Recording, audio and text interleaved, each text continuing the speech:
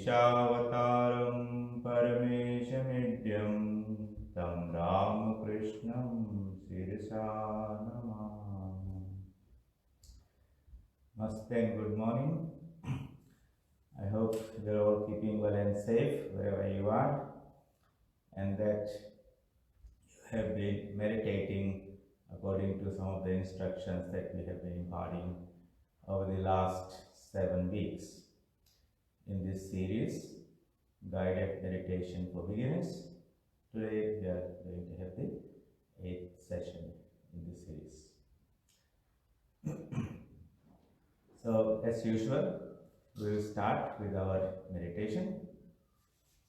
Let us meditate. Sit upright, keeping your hip, chest, neck and head in a relaxed upright position. Visualize your whole body to be strong and healthy. Direct your attention from your toes to the head systematically, and while focusing on each limb, visualize that each part is full of strength and health and made of light itself. Starting from the toes to the ankle, calf, knees, thighs, back, abdomen, chest, shoulders, arms, elbows, fingers, neck, the face, the head, and the whole body. Imagine it to be strong and steady, a suitable vehicle for you to cross this ocean of samsara and realize the ultimate goal, that we are one with the divine.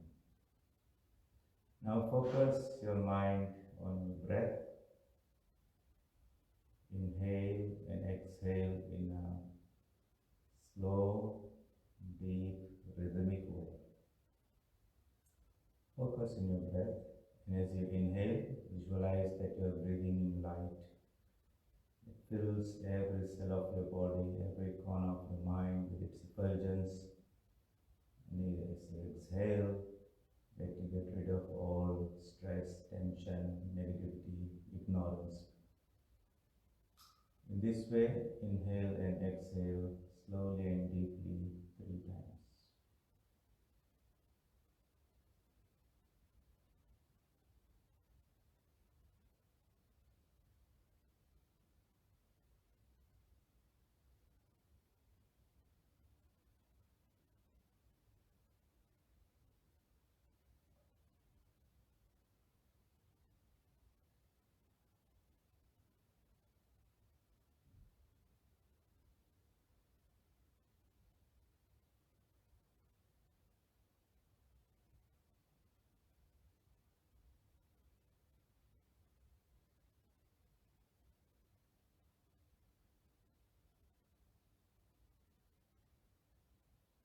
Now let us pray for the welfare of all beings in the universe. May all be happy, may all be joyful and peaceful, may all seek the divine within themselves. Send out your prayers to your right, see your thoughts going out forever, touching and uplifting anyone and everyone it comes in contact with. Send your powerful thoughts to your left, in front of you, behind you, above, below, and in all directions. With you as the center, feel that light radiating in all directions throughout the world and the universe. Let us withdraw our mind from the outside world now. Focus it in the center of your heart. Therein, visualize a beautiful lotus, fully bloomed, full of freshness and fragrance and beauty. In the the center of that lotus, visualize a flame, steady like a lamp kept in a windless place, spreading its radiance in all directions, illuminating every corner of your mind and every cell of your body with its divine effulgence that is pure, soothing, and illuminating. You may replace that flame with any divine form of your choice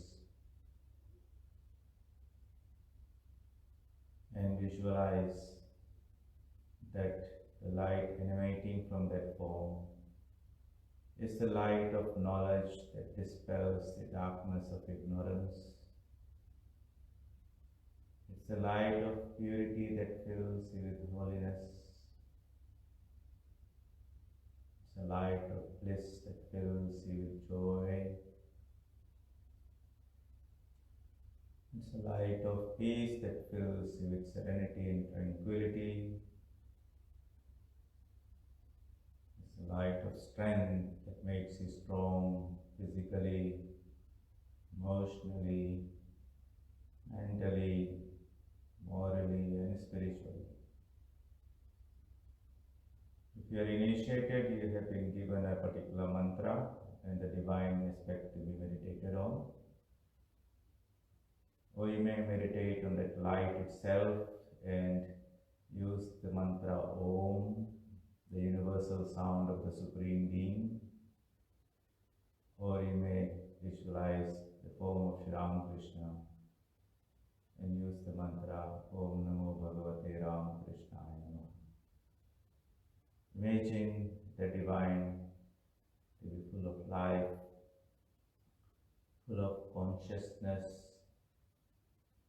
full of compassion and love, eager to shower you with all those divine qualities, and that you have an eternal relationship with Him. Focus your whole mind on the divine within you, with the prayer for spiritual knowledge and illumination, for freedom and peace, for joy, and bask and bathe in that light emanating from the divine within you. Hold your mind steady on the divine. Repeat the mantra. Keep a watchful eye on your mind, and if it wanders away elsewhere, gently bring it back to that divinity within you.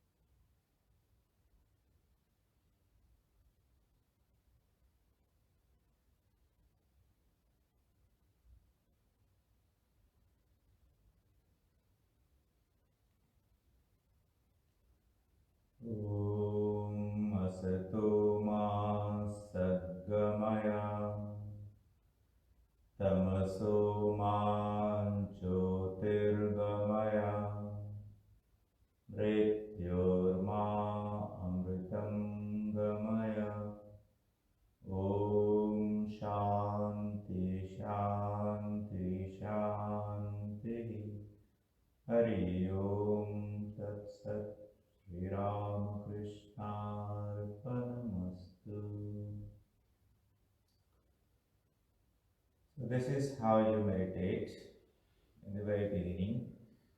After your meditation, try not to immediately get up from your meditation seat, because you have practiced meditation.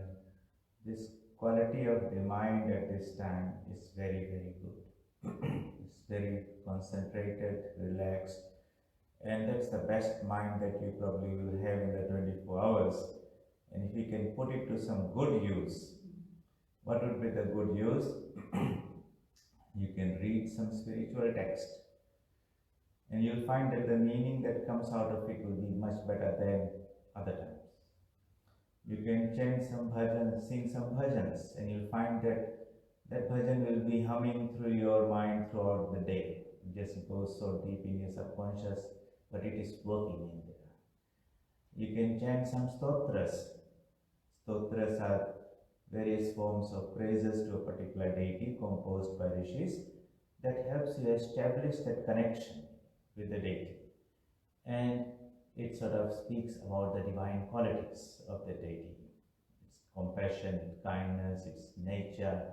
And as the mind dwells on those qualities, it imbibes those qualities, because those things begin to reflect in the mind itself. It's like keeping a crystal next to a flower. Depending on the color of the flower, the crystal will appear the same color. Likewise, if you keep the mind next to some divine qualities, those divine qualities will begin to shine in your own mind. And that's the whole idea behind having spiritual company, satsang, and all that. So when such discussions are happening, those ideas are imbibed by the mind. This mind is what we are trying to discipline and nurture and strengthen, because this is the source of both bondage and liberation. And if we take good care of it, it will take good care of us also. So today we will talk a little bit about this divine idea. What is this divinity? We use the word meditate on the divinity within you. What it is, how shall we conceptualize?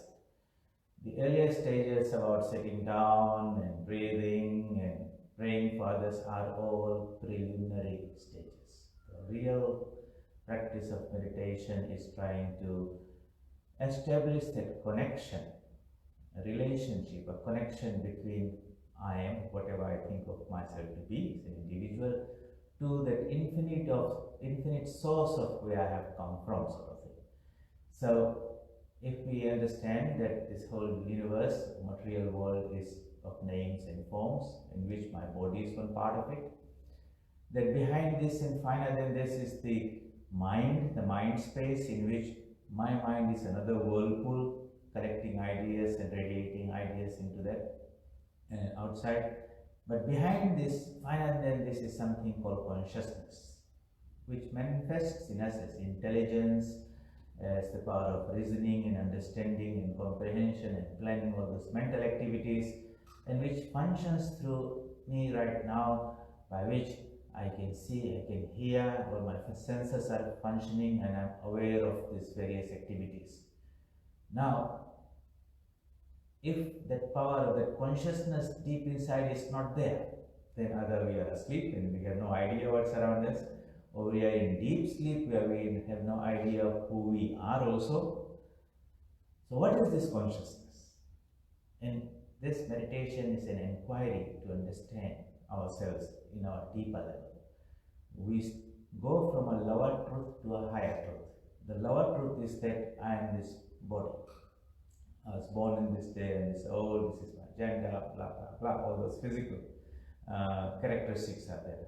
Slightly higher than that is when we talk about ourselves as a mind. This is my profession, this is what I do, and all those type of things. But even higher than that is the idea of conception that I am a spiritual being, which inhibits or uses this vehicle of the mind and body, but it's separate from it. And when the body drops, the mind still remains, and if the mind drops, the consciousness will still remain. So we are immortal, infinite, infinitely pure, infinite knowledge, infinite bliss, infinite existence, infinite beauty, infinite purity, and all the things that you can think about, multiply by that infinity, gives you some conception of what we really are in our true nature. What has happened is we have moved away from that our real spiritual nature and have become identified with this body mind consciousness. And now we say, when the body is born, we say I was born. When the body is sick, we say I am sick. This is ignorance, and we suffer because of this ignorance. And the only way to get out of this suffering and this repeated birth is when we can remove this ignorance. And how will that happen? We have to reconnect ourselves with our spiritual nature. We are like a little wave on the surface of an infinite ocean. The wave is finite, the ocean is infinite. Both of them are made of the same substance, H2O, water is there. But one is limited, it has taken a form, the other one is so deep and so vast that it encircles around the whole world. The mind cannot even fathom its magnitude and glory. But there is some connection. What is the connection? They are inseparable. The wave cannot exist separate from the ocean. It's not flying somewhere out there like a bubble or something. It's ever connected. The energy that flows in a wave, whether it's a small wave or big wave, comes from the ocean. The wave actually comes out of the ocean. It is sustained by the ocean. It merges into the ocean. And if we don't bother about the ocean itself and say, I'm a wave only, I'm an individual, I came, I don't know where I came from, I will go, I do not know where I'll go. And what I'm doing, I don't have a plan, also an idea. This is this human existence of this so many years in Earth. That is not a very enlightened state of being. The more enlightened is okay, who am I? Where did I come from? Where do I go? And those who dive deep inside themselves came back and said, wow, we are not little miserable waves. We are that ocean of consciousness. And they try to explain to that in our human language, and this is how the scriptures have come. And we use those scriptures as the map and the spiritual teachings as the compass, and we try to dive deep inside. When we study these things, we are still trying to remain in our mental and physical world and form some concepts out there. It's a lot of a little bit of like intellectual idea, conceptualization. And sometimes people stop there. They have got a lot of ideas about what the Atman is, what God is, what all those things. At best they become philosophers, but they have not experienced that ocean nature themselves. The sadhaka, the spiritual aspirant, says, enough all this reading the map, let me go out and see that place and have that experience of it ourselves. Let us not just talk about honey, but let us taste that honey. Let us not just say milk is there, let's drink the milk and feel the energy that comes out of that milk. Let us experience that consciousness that we are. And what happens? You become free from these limitations of the body and the senses, and all the ignorance falls away.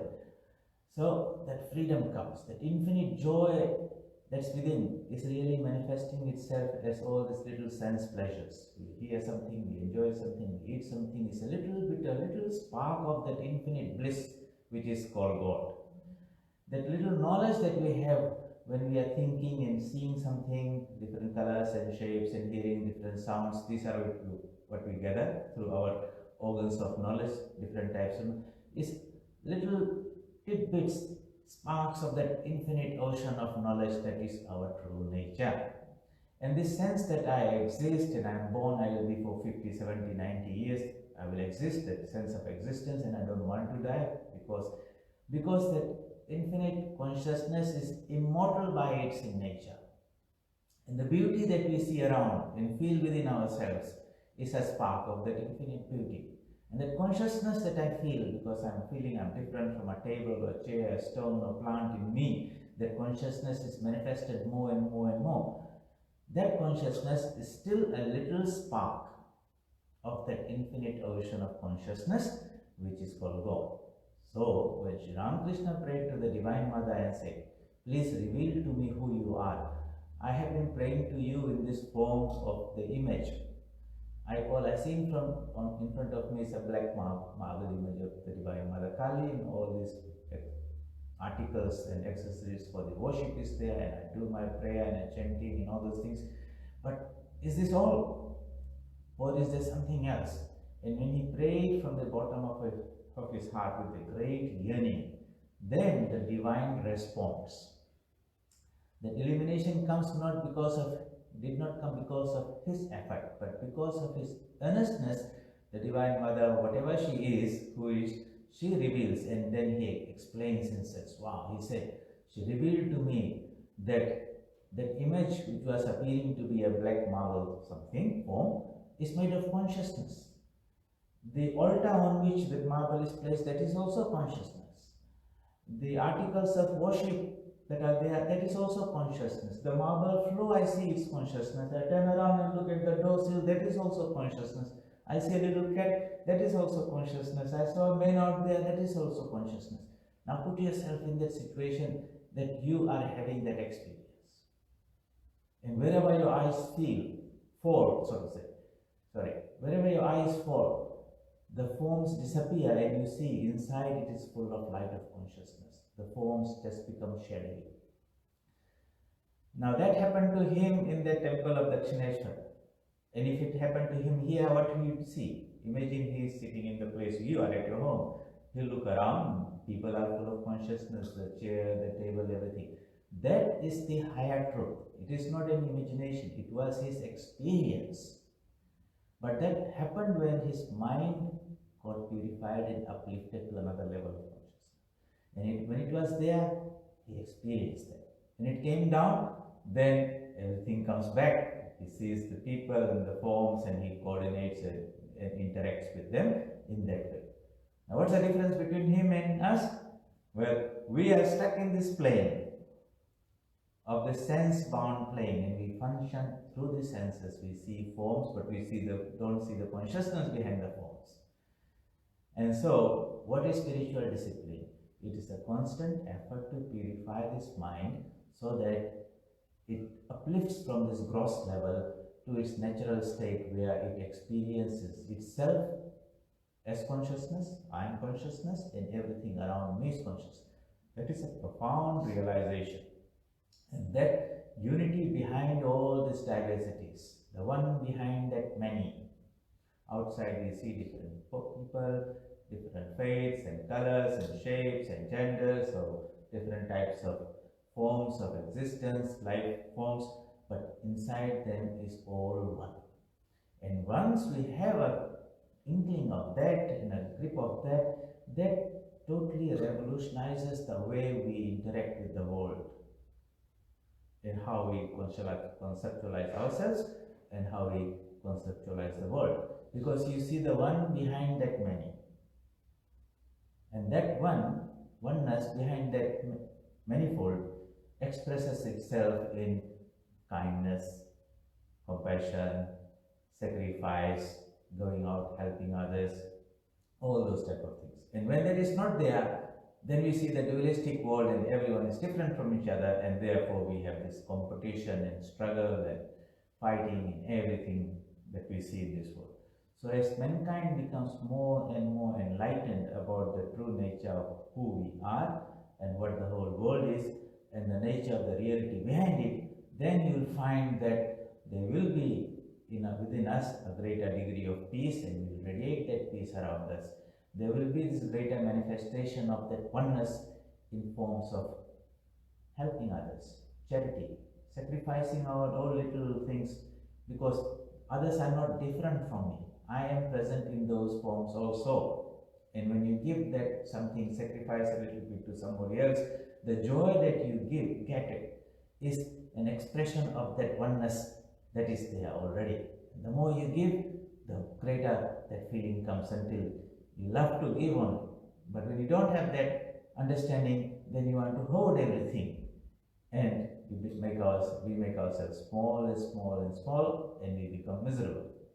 So either we have the choice to hold on to that identity that we are a little wave on the ocean, or we say, let go this little miserable wave nature and let me become one with the ocean. There are two approaches. One is the path of knowledge. The Jnani says, this wave simply appears and disappears, I have nothing to do with it. I am the ocean all the time. Chidananda Rupo, Shivoham, Shivoham. All the time he wants to assert his ocean nature, his divine nature. Reminds himself. He says, I am not this body, this mind, mano, buddhi, ahankara, chittani, naham. Beautiful Nirvana Shatakam. He repeat that trying to meditate on the meaning, you'll find that the mind begins to disentangle itself to this strong bonds by which we are holding on to this physical body and this mind, and it begins to detach itself from this and attach itself to the deeper consciousness that we are. So that is what happens. This transformation should take place. Meditation doesn't mean that every morning or evening you sit down for 5, 15, 20 minutes and then you remain where you are. As the mind meditates deeply on the divine consciousness that we are all the time, then what happens is this mind begins to lift us. Lift means it goes deeper and deeper. Deeper here means not in a physical sense, but it's not detaches itself from this gross body, from the finer mind into that causal layer, and identifies itself with what it really is. And as you go deeper and deeper, you'll find that the peace comes, the contentment comes, the clarity of what we are comes. And as we change in our understanding of who we are, our understanding of the world also changes. Man's conception of God depends on his conception of himself.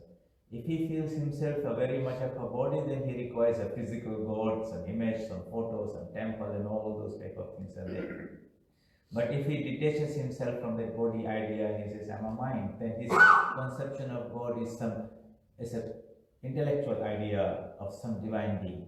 But the highest is when I feel I am consciousness, and God is that infinite consciousness, and both of us are made of the same substance. The difference is that I am limited, he is unlimited. And in the highest realization, where Christ says, I and my Father are one, where the yogi says, Aham Brahmasmi, I am the infinite being, when the Sufi saint says, Anal Haq, I am he, they have reached that place where all differences disappear. The meditator has become the object of meditation, the wave has merged itself in the ocean, and all that remains is the wonderful vastness and the peace that is of the nature of the supreme reality behind this universe. That reality is here and now. If you are a yogi, we could raise our mind. If Sri Ramakrishna were here, like he would go into samadhi so many times in the day, each time his mind will naturally go into the divine consciousness and he will experience the Divine Mother. He will say, my Divine Mother has become everything, the 24 cosmic principles and all living beings. But when he comes down to this physical world again, then he still is always very much aware and mindful of that presence of that consciousness. And that reflects in his everyday little actions and thoughts and words and deeds. So that is the enlightened living. That is also possible for a human being to experience. That is the glory of a human being, that he has the capacity to purify his mind, lift himself from this physical level of eating, drinking, making merry, more of an animal existence, lift it beyond this mind level into that plane of consciousness where he has become one with that infinite being, unlimited, untouched by all limitations, so to say. Death cannot touch him, ignorance cannot touch him, misery cannot touch him. And that is infinite existence, infinite knowledge, infinite bliss. That Akhand Satchit Ananda is our approximate definition of the supreme reality whom we can call God. Now that is an impersonal principle. Light we talked about, consciousness we talked about. That consciousness manifests itself is in personal forms. That impersonal manifests itself in personal forms according to the temperament and the need of the devotee, how he approaches himself. Therefore, while itself it is nameless and formless, it can assume any name and form. And in meditation, the spiritual teacher, the guru, gives to the disciple one particular form that is called the chosen ideal for the devotee. There are many doors to that mansion and there are many keys, but he will give him one key and say this key fits in that particular door, and your entrance is that through that particular door. That form of the divine is called your chosen ideal, and the key is in the form of the mantra, and the process of receiving it is called this process of spiritual initiation, Diksha. That is another subject, how that power is transmitted from the divine through the channel of the spiritual teacher to the recipient, and how there is planted in the heart of the devotee a seed which, when it is nourished through japa and meditation and devotion and prayer, grows itself into that spiritual tree where we have these fruits and flowers of spiritual realization. That's another topic, not for today. But when we say that take one particular form of the divine as your chosen ideal, that means you should not switch it around on different occasions. Today is Shivratri, tomorrow is Ram Navami, and Diwali, and Janmashtami, and Ganesh Puja, and Durga Puja. No, know that whatever form you have taken contains within himself or herself all divine forms, Sarva Deva Devi Swarupaya. And by worshipping that one particular form, you are worshipping all of them. So even on Shivratri day, if you are a devotee of Rama, you can worship Rama knowing that Shiva dwells in Rama.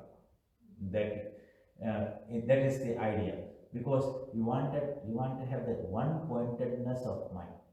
You don't want to have too many distractions, even with the forms of God. But have that understanding that when we have that funnel, when you enter make the connection, just like in the Bhagavad Gita, when Shri Krishna revealed himself to Arjuna, Arjuna saw that in that Vishwarup Darshan, all gods and goddesses are present. Likewise, whichever form we take, no form is, this is better than that, I should leave this and go to that particular form, whether it's traditional deities or incarnations of God. Rama is better than Krishna, or Christ is better than Buddha, or this and that. That is more out of ignorance by people who do not know, and they create more confusion than anything else. Whatever your mind sets in, hold on to that.